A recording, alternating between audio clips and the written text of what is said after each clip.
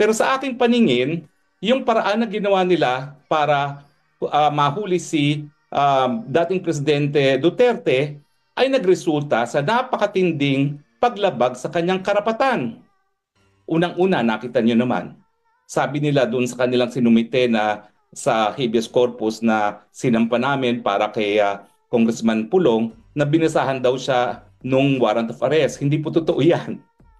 Kasi wala pong pinakitang warrant of arrest. In fact, nagkaroon lang siya ng access sa warrant of arrest ngayong araw na ito. Kasi kagabi, bago pumasok sa detention facility si Attorney Kaufman, nagpa-print sa akin ng isang kopya ng warrant of arrest. At ngayon pa lang nabasa ni Presidente yung warrant of arrest laban sa kanya. Ilang araw na nakalipas matapos na siya ay naaresto at napadala rito sa dahig. Pangalawa, hindi lang niya nakita ang warrant of arrest, hindi rin siya sinabihan ng kanyang mga karapatan.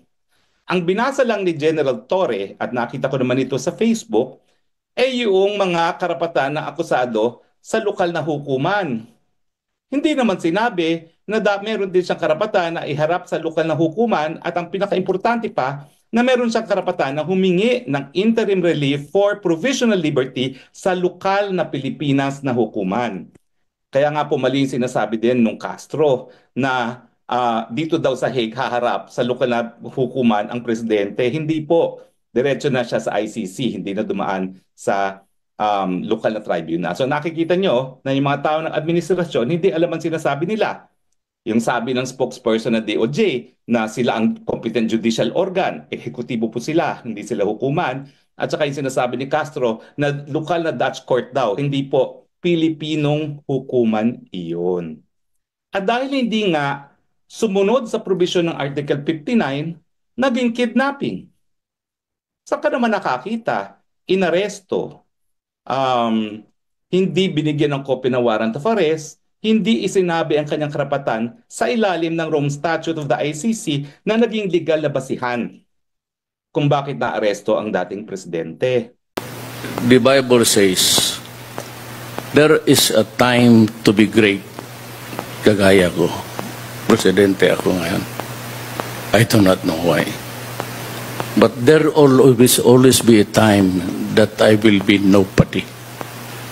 And that is sure to come. And maybe to die thereafter.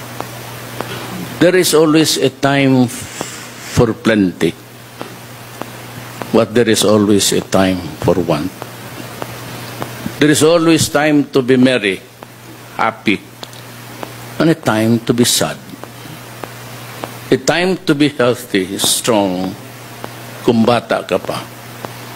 But as sure as the sun will rise in the east, we will get old and get weak and sick. There's a time to feast, but there's time to want.